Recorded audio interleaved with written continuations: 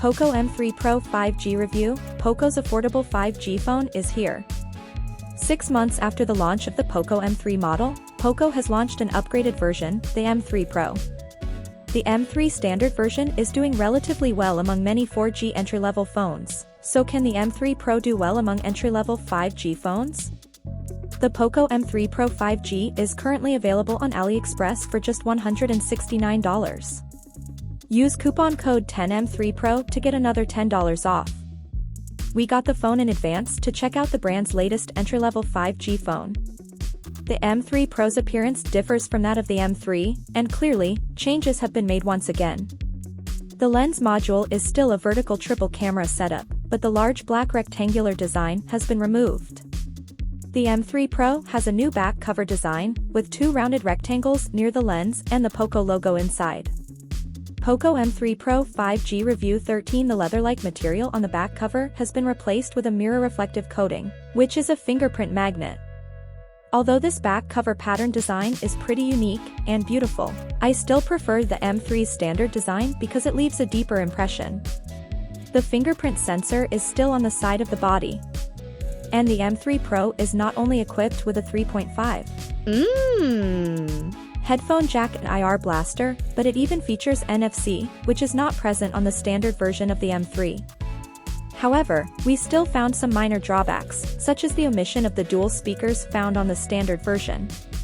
However, the M3 Pro brings much-needed screen upgrades. Although it is still an LCD 1080p screen, the refresh rate is increased to 90 Hz, and the water drop screen has also been replaced with a hole punch screen. The hole size is larger, but the surrounding shadows are better controlled. The screen looks rather average, but considering it is only a 5G entry phone, to have a 90 Hz screen is already ahead of many other phones in the same price range. POCO M3 Pro 5G Review 10. So our evaluation of this screen is, it basically meets the needs of a customer in this price segment. The POCO M3 Pro uses MTK's Dimensity 700 SoC, which is one of the entry-level 5G chips available, so it makes sense to use it. The phone scores 329087 on Antutu, while in Geekbench 5 single-core test it scores 558, and in the multi-core test around 1734. POCO M3 Pro 5G Antutu Geekbench Review 09. This score is a little better than the M3's Snapdragon 662, but not by much. Because it is an entry-level chip, the gaming performance is not very good. PUBG has no way to turn on HDR graphics and extreme frame rate, and in HD graphics you can't turn on ultra frame rate, which means if you want to play PUBG at 40 frames per second, you have to turn on balanced graphics or smooth graphics. The good news is that it still plays smoothly with balanced graphics. Genshin Impact and Bright Ridge turned out to be too much for this chip. And even with Genshin Impact on medium graphics and motion blur off, the frame rate is not high. And even though the temperature is only 42 degrees Celsius, there is still a decrease in the CPU frequency in the later stages. POCO M3 Pro 5G Genshin Impact Review 08. Bright Ridge is only 12 frames per second on average with the highest special effects. While it is not recommended to play these games on an entry-level phone, it's still possible to play some games that don't require high performance such as PUBG. The lens is still configured with a 48MP main camera plus a depth of field lens and a macro lens. There is no ultra-wide lens.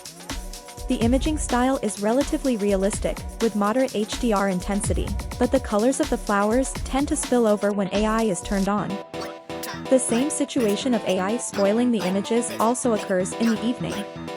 The control of highlights with AI on is not as good as with AI off.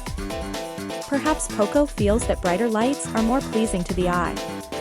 But the best performance at night is still with the night mode. The highlight control is better than with AI off, but probably it's because of the limited ability of CMOS. The detail part of the picture is not much improved. One of the more pleasant surprises is the portrait mode. Because of the assistance of the depth of field lens, keying errors are rare. Even if the subject is not a person, the depth of field information can be correctly identified. As for video, the M3 Pro only supports 1080p and 720p 30 frames per second recording, but there is image stabilization. So daily recording won't be a problem. Coming to the battery, the POCO M3 Pro is the same as the M3, it only supports 18W charging power, but the box is equipped with a 22.5W charger. 18W charging power is still slow to fill the 5000 mAh battery. Half an hour charges to 35%, and 1 hour to charge to 67%. It takes 116 minutes to fully charge to 100%. Weak SoC performance also means more power saving. Half an hour of TikTok consumes 7%, half an hour of online video uses up 6%. 23 minutes of PUBG drains 5%, and half an hour of Genshin Impact only around 10%. This level of battery life is good for an entire day. What do you think? Has the phone met your expectations? Compared to the M3, the main upgrade point of the M3 Pro is the support for 5G and a high refresh rate of 90 Hz. Although 5G may be of little use now to some users, if you plan to use the phone for 2 or 3 years, then 5G support can be a differentiating factor.